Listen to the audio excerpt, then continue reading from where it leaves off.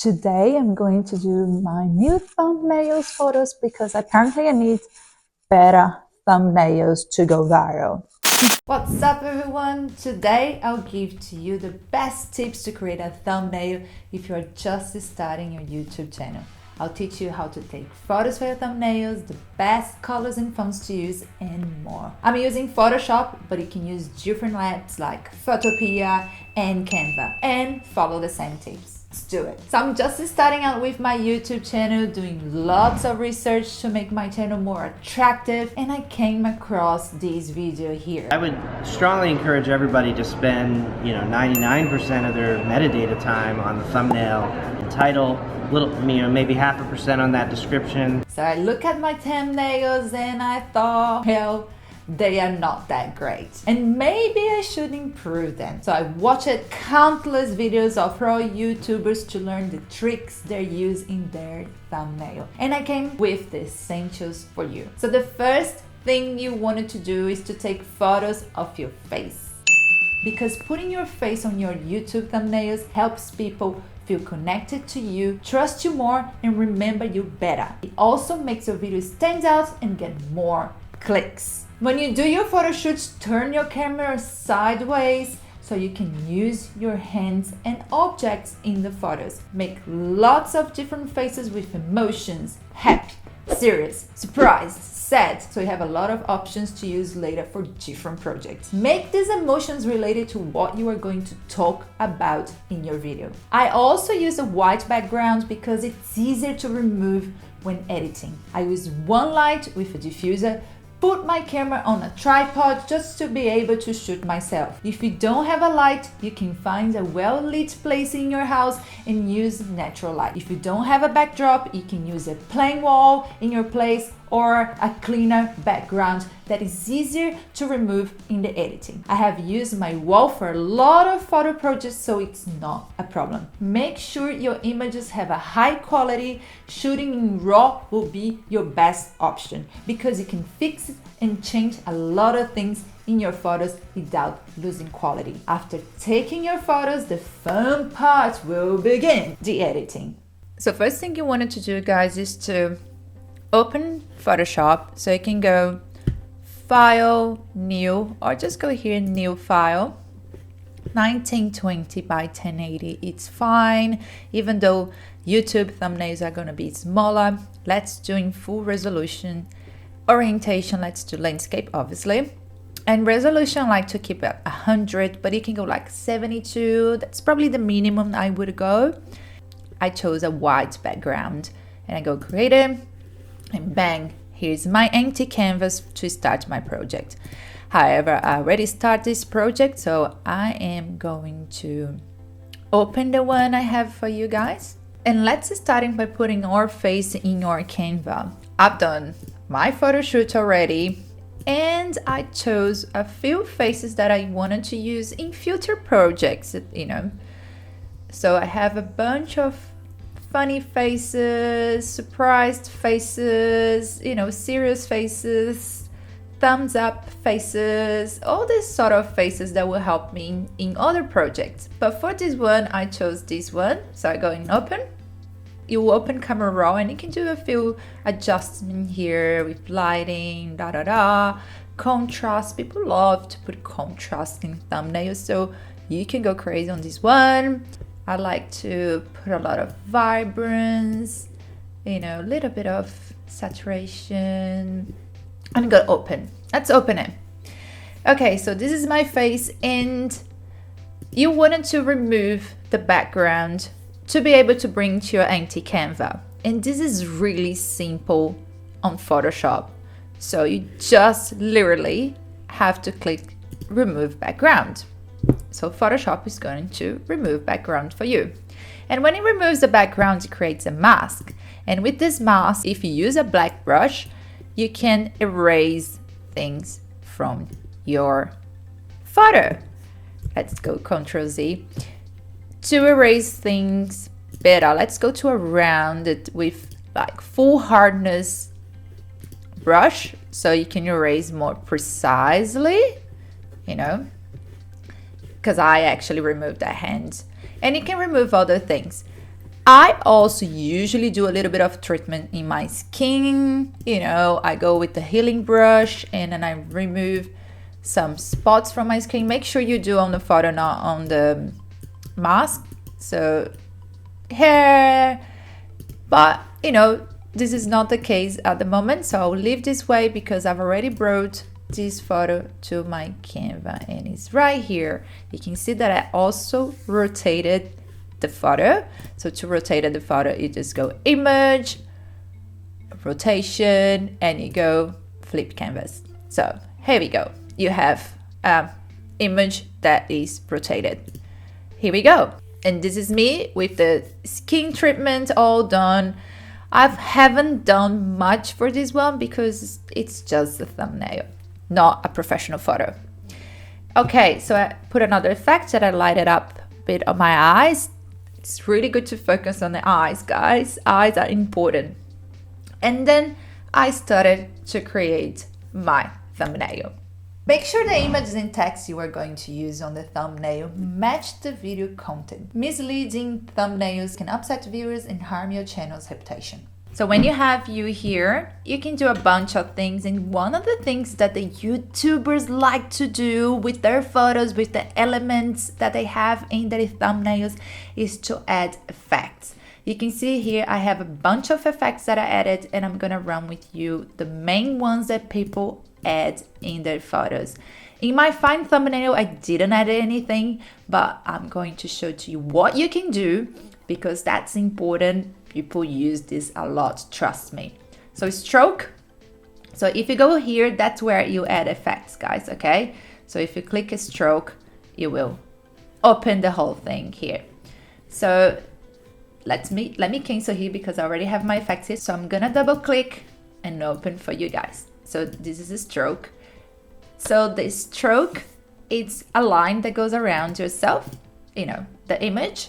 And you can change the color. You can change to bright red, or you can change to bright yellow. You can change to different colors, and that brings a lot of attention to the image. You also can change the size. You can change the opacity, everything. So it's pretty useful. People love using it, and it's really cool. I think it looks cool. And another effect that people love putting in their photos is the inner glow. The inner glow is this inside glow in your photos, and you also can go and change the colors if you wanted to. You know, it's completely up to you. But I would try to stick with the same colors that you're using in your full canvas, but we're gonna talk about colors very soon. And another effect that people use a lot is outer glow. You can also get different colors and change these in a different way that you wanted to, you know, the size. So there's a little bit of a glow that goes outside. And another thing that people use a lot, mostly in elements of your thumbnail, is the drop shadow. You know, because the drop shadow creates that separation from one element to another, from yourself to the Canva. So it's pretty useful as well. I'm gonna press OK, but I'm gonna cancel all these effects because I don't wanna use them now. And what I added here is the photo that I am promoting in my video, the photo that I created using a Temu light that I bought at Temu. And I want to promote this photo in my thumbnail. And one thing that I heard from experienced YouTubers is that you don't want to reveal. You don't want to reveal what you are going to show in your video. So that's why I use this mosaic effect on my photo. The photo is like that, but I put the mosaic effect, which I think is going to intrigue people. What is it? What's the final result? And then they will click in my thumbnail.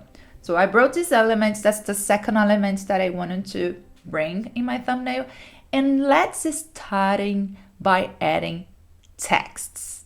Text is obviously very important. Using borders or outlines around text and images can help them stand out against the background. So I started by adding this light because it's a light that I'm promoting that created that photo and this photo. Okay, so those texts that I wanted to use in my thumbnail. Text is just right here. You just click in your Canva and you write down. Okay, super simple. Let's delete that. Now, let's talk about fonts. Fonts are very, very important. The fonts that you choose for your thumbnail are going to be one of the main elements in your thumbnail. So by my research, I discovered a few fonts here that you guys are gonna love to use, and you should start by using them. And I actually included them. Let's just go all blank. I included them here in this Canva for you guys, so you will be able to get it afterwards, of the most used fonts for thumbnails. And I have an extra one here for you. Those fonts are the most used fonts for thumbnails according to my researchers. Some of those fonts are used by Mr. Beast. Some of those fonts are used for the biggest creators on YouTube. So stick with them for now, guys. It's gonna help you. It's going to be in my Canva, so I'll leave here for you guys. But let's go back to adding the text. So I'm adding myself again, adding that photo, and let's add the text. This light, this photo. For me to make this text stand out, and according to my research, it's really good to put something at the back of the photo. So when you do Photoshop, guys, keep in mind that everything that is below, every layer that is below each layer is going to be below. Like, for example, this is the light, this light text, and then I added a rectangle behind both of those texts. And because they are below, they will be below. If I put them on the top, they will be on the top. So I have to keep them below, okay? Same for this photo. So I did the same. I created a rectangle, and you can create a shapes by going here. So rectangle tool, bang, done. And you can change the color of the rectangle by going here. You can add stroke. You can do a lot of things with your rectangle, okay? We don't want a new rectangle, so I'm going to delete this one, bang. And you can see I also used an effect on the rectangle. I used the drop shadow, which created this shadow right here, which is really cool. So if I go drop shadow, you can also control the direction of the shadow. Look how cool. And it controls the direction of the shadow of everything, because you wanted to keep this consistent. So you can see when I'm changing here, even though I'm changing from the rectangle layer, it's changing the text layer, is changing everything. And it would change from the elements as well. Okay, guys, so you need to keep the shadows consistent, always, even in the compositions that I do, you always have to do it. Let's cancel this because I wanted the shadow just like that. Through my research, I found that simpler is better. Avoid cluttering your thumbnails with too much text or too much images. Keep it simple and focus on the main points. So I also added the light that I bought at Temu. This is the light. It's not even a light, it's just a USB light. It's really, really cheap. And I added them there.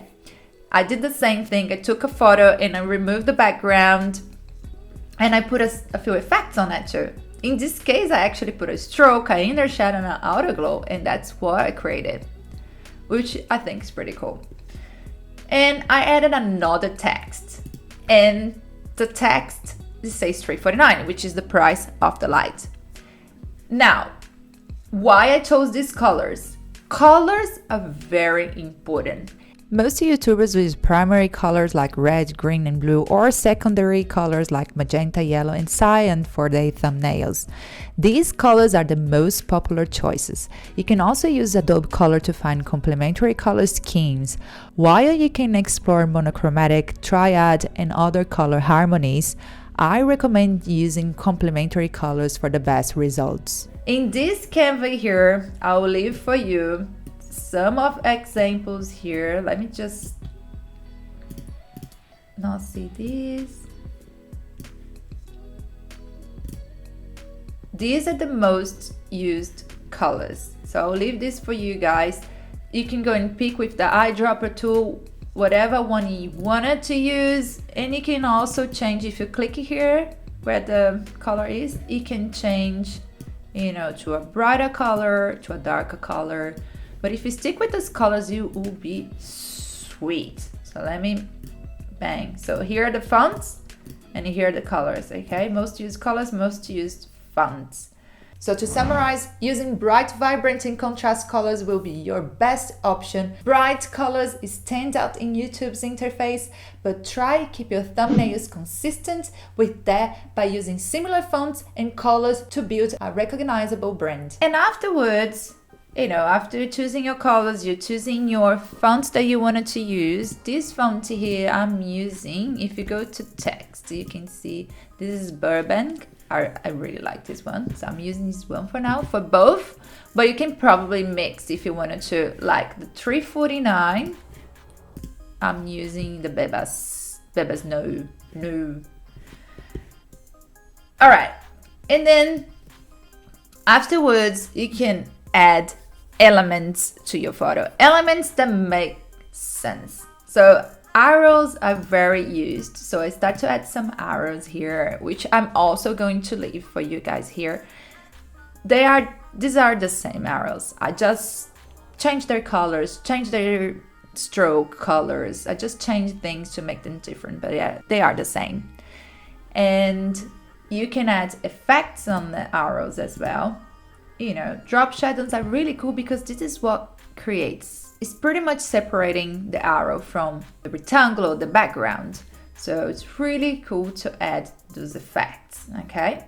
And I also added a Temu logo. Why not? Adding logo or icons helps draw attention to the topic of your video or your brand, make your thumbnails look more professional. The last thing I wanted to do in my design is to add some lighting effects. Just like this layer here, you can see they're very subtle, but they add a little bit of finesse to your design. So I recommend you doing, you don't need to, but I recommend you doing because it will sort of like round it everything together. How you do it? So you create a layer.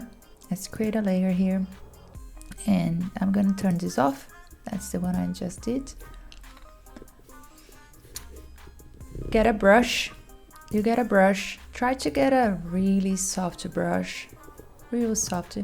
Put the opacity to around 50, flow as well. And with the eyedropper, you can start to pick colors that you wanted to create these lighting effects, like let's say, you know, orange. Then you go B for brush and you start to paint these effects around. You can pick another color, you know, you can pick another color and start to create this sort of lighting effect. It helps to separate the elements from the background as well. And what you do here, you transform this layer into screen because those effects will be more natural. You can see now. And you can also add a mask and remove. With the black brush, you can remove those effects from a few places that you thought just didn't work. So this is the last design thing I recommend doing in your thumbnail. And the final thing you wanted to do, guys, is to go with the zoom, just right here, and zoom out your image. Zoom out your thumbnail, make it really small in your screen, and see if you can read.